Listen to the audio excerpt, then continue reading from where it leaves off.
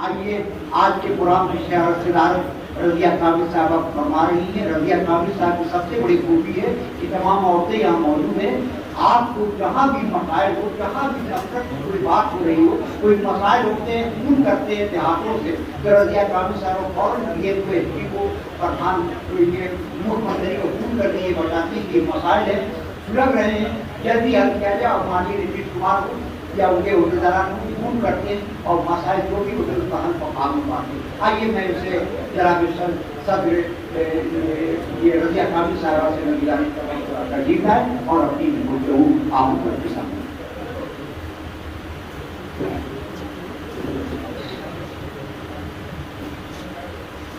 आज Bihar state Urdu teachers association का दूसरा इजलास और मुझे इस प्रोग्राम में आने का मौका मिला। मैं बहुत खुशनसीब अपने को महसूस कर रही हूँ कि आप तमाम मुस्तदा के बीच और तमाम हाज़रीन के बीच मैं मौजूद हूँ और मुझे इस मंच पर आने के लायक घर की चार दीवारों से निकाल करके आप लोगों के बीच लाने का काम मैं उनकी शुक्रगुजार हूँ। वज़ीर आला नीतीश कुमार जी ने किया, जो मैं पहले माइनॉरिटीज़ कमीशन की मेंबर रही, फिर मोस्ट बैकवर्ड कमीशन की मेंबर रही, अभी मैं वुमेन्स कमीशन की मेंबर हूँ और एक साल पहले, एक महीना पहले मैं साबिक मेंबर बनी। इस प्रोग्राम का संचालन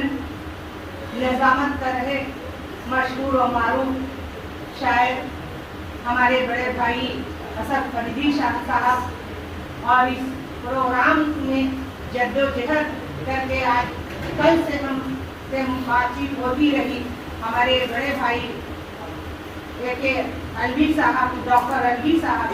और इस एसोसिएशन के चलाने वाले, इस तंजीम के चलाने वाले तमाम मेंबरान अरकान को मैं तहे दिल से मुबारकबाद देती हूँ और बहुत खुशी हो रही है कि उर्दू को फ़रोग़ देने के लिए, उर्दू के बका के लिए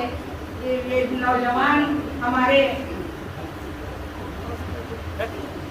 सूबाई सदर कमर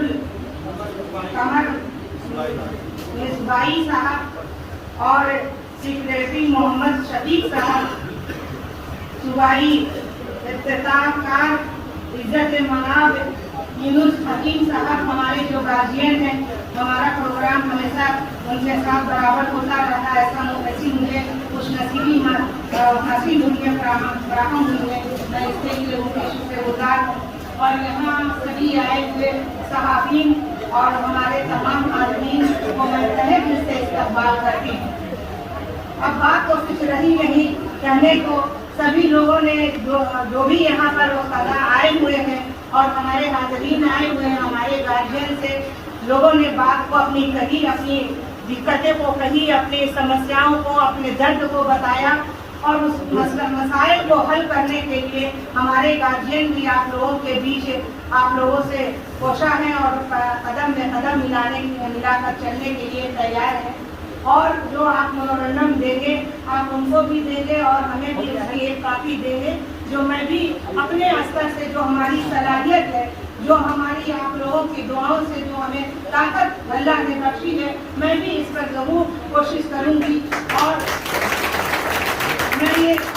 बता देना चाहती हूँ कि अभी आप लोगों ने कहा वज़ीर आला के बारे में कि उर्दू को फ़रोग़ देने के लिए उन्होंने बेहद कोशिश की है और उर्दू टीचर की जो बहाली के लिए उन्होंने कहा कि किसी भी स्कूल में अगर एक भी उर्दू का स्टूडेंट नहीं होगा तब भी वहाँ टीचर बहाल होंगे। लेकिन मेरे प्यारे भाइयों, हमारे प्यारे साथियों, हमें ये भी जानना होगा कि उर्दू स्कूल में उर्दू यूनिट है या नहीं, उसको भी यूनिट को लाने के लिए हमें कोशिश करनी होगी। जैसे अभी दिल्ली में कन्या उच्चतर विद्यालय हाई स्कूल है, उसमें उर्दू टीचर की यूनिट नहीं थी और बहुत दिन से वहाँ के जो बच्चे पढ़ते थे उनके गार्जियन एप्लीकेशन देते थे, हल्ला करते रहते थे कि वहाँ उर्दू के टीचर नहीं है। तो वहाँ उर्दू टीचर जो आपके बहाल होते हैं ऐसे ही पढ़ाने के लिए, क्या उसको कहते हैं कॉन्टेक्ट पर नहीं, डिपुटेशन हुआ तो कुछ दिन उर्दू वो पढ़ाए, लेकिन जब हमें उसका एक आवेदन मिला, जबकि वहाँ के इलियास साहब मंत्री रहे हैं, डीडी के विधायक रहे हैं और बहुत लोग वहाँ पर अपनी मतलब की नुमाइंदगी अदा किए हैं, लेकिन वहाँ उर्दू यूनिट नहीं थी। हमको जब आवेदन मिला तो मैं उस एप्लीकेशन के आधार पर डीओ से जाकर मिली। डीओ साहब से हमने अर्जी लगाई कि आप देखिए कि वहाँ आखिर उर्दू टीचर है, कहे नहीं, डिपुटेशन पर जाते हैं, आखिर उनका डिपुटेशन खत्म हो जाता है, वहाँ से टीचर हट जाते हैं। तो उन्होंने पूरी स्थापना काल से उसका पूरा फाइल निकाल के देखा तो मालूम हुआ कि वहाँ यूनिट ही नहीं है उर्दू की। तो हमने उर्दू की यूनिट के लिए पटना में हमने आवेदन दिया माननीय मुख्यमंत्री के माध्यम से, और माननीय मुख्यमंत्री जी का एक प्रोग्राम था दिल्ली में, वो गए हुए थे, मैंने उसकी काफी हमारे पास थी, हमने उनको दिया और वहाँ बहुत मशक्कत के बाद, कोशिश के बाद उर्दू यूनिट हमने वहाँ कराया, माननीय मुख्यमंत्री जी के रहनुमाई में हुई। तो अब उर्दू टीचर वहाँ बहाल। तो साथियों, हमें ये जानना भी होगा कि कहाँ उर्दू टीचर की यूनिट है, नहीं है तो उसकी कोशिश करके उसका आवेदन दे करके और वहाँ के एडमिनिस्ट्रेट से ये आवेदन लेना होगा कि वहाँ यहाँ उर्दू टीचर की यूनिट नहीं है। तो आप हमारे गार्जियन के पास जाकर के आवेदन देंगे तो कहीं भी ऐसा होगा कि उर्दू यूनिट नहीं है तो हम लोग उसको कराने की कोशिश करेंगे, भरपूर कोशिश करेंगे। और साथियों, उर्दू अल्पसंख्यक हॉस्टल माननीय मुख्यमंत्री वजीर आला नीतीश कुमार जी ने और बच्चों को उर्दू, मुस्लिम बच्चों को पढ़ने के लिए अल्पसंख्यक हॉस्टल हर जिले में खोला और उनको 15 किलो अनाज, 1000 रुपया उनको दे करके उनको पढ़ने के लिए, उनको आगे बढ़ाने के लिए, उनकी मुस्तकबिल को बनाने के लिए, संवारने के लिए दिया। तो साथियों, हमको शिकायत नहीं मिलता, हमारे यहाँ रोहतास जिला में और कैमूर जिला में है और तमाम है, दो चार ही जिला में नहीं, आप पता कीजिएगा। इसलिए नहीं है कि वहाँ अभी तक उर्दू हॉस्टल खोलने के लिए, खोलने के लिए जमीन को लोग हमवार नहीं जी,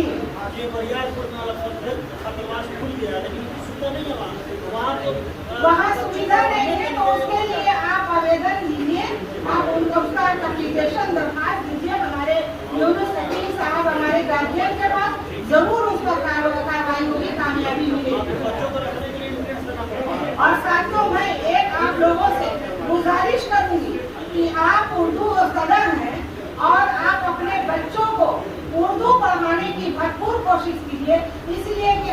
हम लोग पूरे बिहार में घूमते हैं और देखते हैं कि बच्चा जब 3 साल का हुआ उसको हम इंग्लिश स्कूल में डाल देते हैं, और जब बच्चे इंग्लिश स्कूल में पढ़ते हैं और जब वहाँ के राइम्स पढ़ते हैं तो हम बड़ा खुश होते हैं कि हम बहुत तरक्की में हैं, हमारा बच्चा इंग्लिश में आके राइम्स पढ़ रहा है, स्कूल का नज़म जो उसको हम हिंदी में नज़म और उर्दू में नज़म कहते हैं वो पढ़ रहा है। लेकिन हमको तफसील से ज़मीनी सतह पर देखना होगा कि हमारे बच्चे जब जन्म लेते हैं, हमारी ख़वातीन यहाँ मौजूद है, प्रथम पाठशाला माँ की गोद होती है, और जब बच्चे हमारे जैसे ही माँ बोलना शुरू करते हैं तो हम उनसे पूछते हैं कि बेटा आई कहाँ है, तो वो उंगली से बताते हैं कि हमारी यहाँ है। उससे ये क्यों नहीं पूछते हैं कि आपकी बीनाई कहाँ, आपकी आँख कहाँ है, उनसे हम ये नहीं पूछते हैं आपका फेस कहाँ है, आपका यश कहाँ है, बाबू बताओ, तो वो अपना कान बताता है। हम उससे क्यों नहीं पूछते कि बेटा आपके कान कहाँ है? आप उससे पूछते हैं बेटा आपका शोल्डर कहाँ है, तो वो बताता है कि हमारा ये शोल्डर है। तो हम तो प्रथम पाठशाला में ही इंग्लिश का जन्म डाल दिया अंग्रेजी का, तो उर्दू कहाँ से पढ़ेंगे? साथियों, मैं ये बताना चाहती हूँ कि जो बच्चे उर्दू पढ़े रहते हैं, जिनको उर्दू की तालीम है, वो उनका इंग्लिश का सेंटेंस हो या हिंदी का वाक्य बनाना हो बहुत दुरुस्त और सही बनाते हैं, और किसी से तो बहुत अच्छी करते हैं। जब तक हम अपने बच्चों को उर्दू नहीं बताएंगे, हमारे घर से, हमारे खानदान से तहजीब खत्म होती जा रही है। आप बल्कि हिंदू कौम में जाइए तो जैसे ही आप जा करके बैठिएगा, उनके बच्चे आकर के आपका पैर छू करके आपको प्रणाम करेंगे। लेकिन साथियों, मुझे बहुत अफसोस होता है कि जब मैं पूरे बिहार घूमती हूँ और मैं अपने मुस्लिम समाज के भाइयों के यहाँ रहने जाती हूँ तो उनके बच्चे आ करके मुझे देख के शर्मा करके और चले जाते हैं, लेकिन ये नहीं कहते कि अस्सलाम वालेकुम आप कैसी हो। इसलिए कि हमने उर्दू पढ़ाया ही नहीं, तो उर्दू नहीं पढ़ाते तो हमारी तहजीब खत्म होती जा रही है। जब तक हम उर्दू नहीं पढ़ाएंगे तो हमारे अंदर, हमारे बच्चों के अंदर, नई नस्ल के अंदर तहजीब नहीं पैदा होगी, उनके अंदर मुसलमान नहीं होंगे। पहले हम लोग थे, जब हमारे कोई बड़े आते थे तो हम लोग किसी भी महफिल में रहते थे तो उठ के खड़े हो जाते थे कि उनको पहले जगह दो, हमसे बड़े हैं। लेकिन आज का ये संस्कार, आज की ये तहजीब है, इसलिए कि हमारे घर से उर्दू खत्म होती जा रही है। आप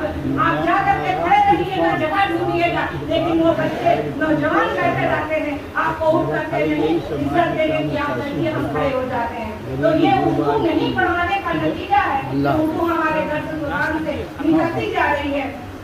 साथियों, ये मैं बताना चाहती हूँ कि अगर किसी कौम को मुर्दा करना है तो उसकी जुबान को छीन लो, तो उसी तरह से कि हमारी जुबान जो है छीनी जा रही है। और वही हाल अब हिंदी का भी हो रहा है कि हिंदी की जुबान हमारी राष्ट्रीय भाषा है। ये कहा जाता है, एक किसी मुफक्किर ने, किसी शायर ने कहा है कि